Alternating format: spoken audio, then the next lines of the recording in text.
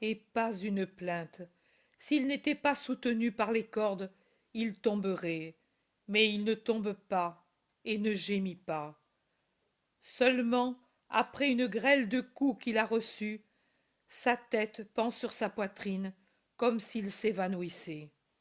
Ohé, arrête-toi, il doit être tué vivant, crie et bougonne un soldat.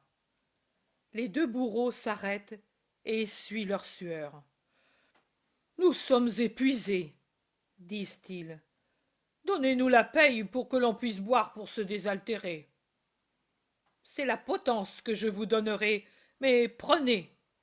Et le décurion jette une large pièce à chacun des deux bourreaux.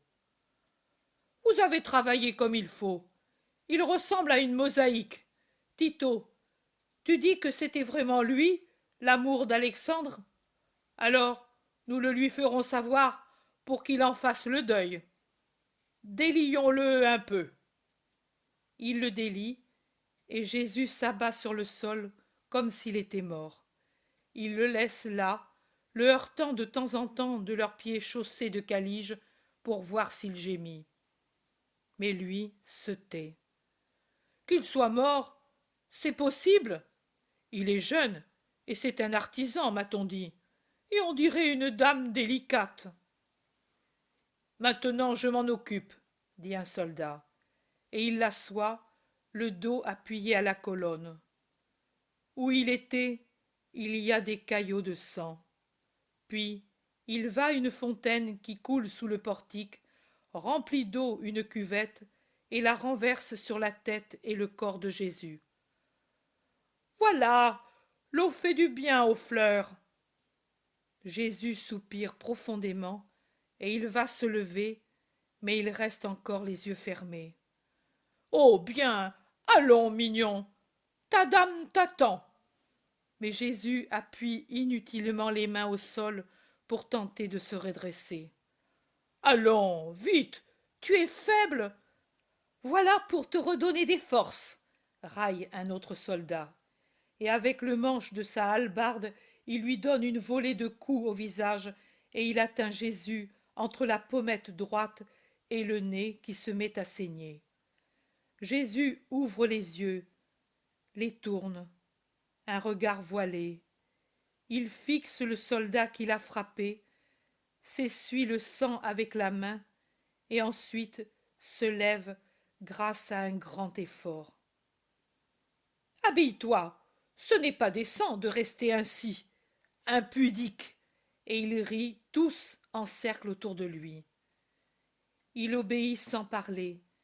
Il se penche, et lui seul sait ce qu'il souffre en se penchant vers le sol, couvert de contusions comme il l'est, et avec des plaies qui, lorsque la peau se tend, s'ouvrent plus encore, et d'autres qui se forment à cause des cloques qui crèvent.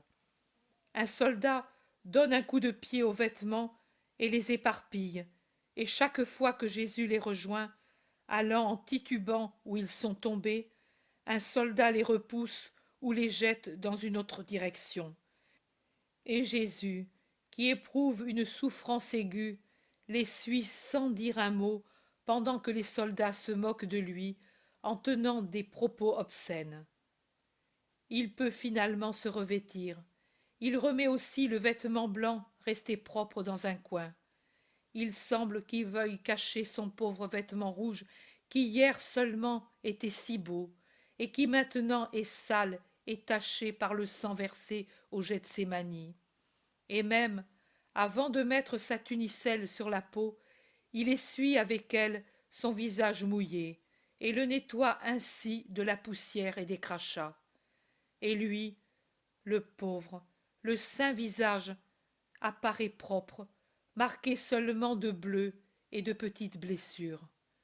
Il redresse sa coiffure tombée en désordre, et sa barbe, par un besoin inné d'être ordonnée dans sa personne.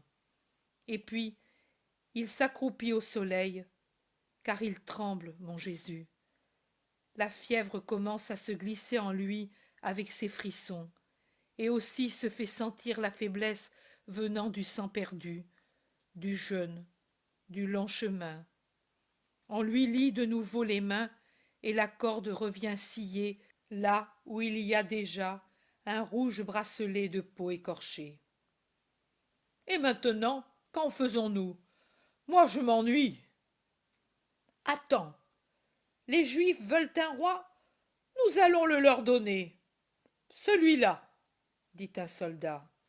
Et il court dehors, certainement dans une cour qui se trouve derrière, d'où il revient avec un fagot de branches d'aubépine sauvages.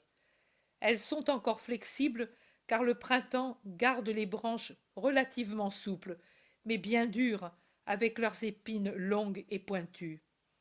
Avec leurs dagues, ils enlèvent les feuilles et les fleurettes. Ils plient les branches en forme de cercle et les enfoncent sur la pauvre tête. Mais la couronne barbare lui retombe sur le cou. Elle ne tient pas, plus étroite. Enlève-la. Il l'enlève et griffe les joues en risquant de l'aveugler et arrache ses cheveux en le faisant. Il la resserre. Maintenant, elle est trop étroite, et bien qu'il l'enfonce en faisant pénétrer les épines dans la tête, elle menace de tomber. Il l'enlève de nouveau en lui arrachant d'autres cheveux. Il la modifie de nouveau. Maintenant, elle va bien. Par devant un triple cordon épineux. En arrière, là où les extrémités des branches se croisent, c'est un vrai nœud d'épines qui entre dans la nuque. Vois-tu comme tu es bien? Bronze naturel et vrai rubis. Regarde-toi, ô roi, dans ma cuirasse, bougonne celui qui a eu l'idée du supplice.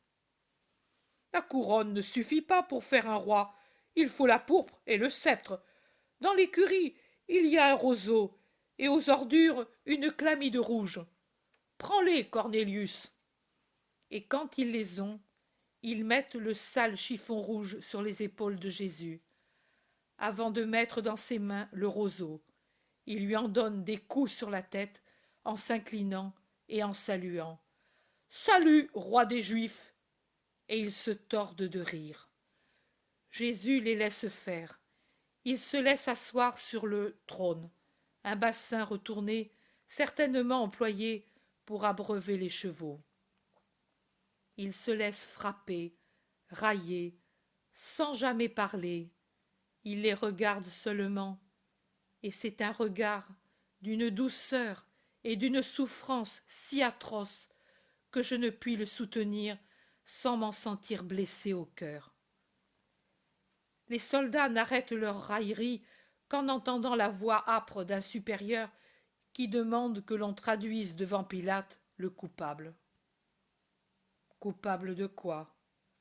Jésus est ramené dans l'atrium, maintenant couvert d'un précieux vélarium à cause du soleil. Il a encore la couronne et le roseau et la chlamyde. Avance, que je te montre au peuple. Jésus, bien que brisé, se redresse avec dignité. Oh, comme il est vraiment roi! Écoutez, Hébreux, l'homme est ici, je l'ai puni. Mais maintenant, laissez-le aller. Non, non, nous voulons le voir. Dehors, que l'on voie le blasphémateur. Conduisez-le dehors, et veillez à ce que l'on ne le prenne pas. Et pendant que Jésus sort dans le vestibule et se montre dans le carré des soldats, Ponce Pilate le montre de la main en disant « Voilà l'homme, votre roi. Cela ne suffit pas encore ?» Le soleil d'une journée accablante, qui maintenant descend presque à pic, car on est au milieu, entre tierce et sexte, allume et met en relief les regards et les visages. Sont-ils des hommes? Non, des hyènes enragées. Ils crient, montrent le poing, demandent la mort.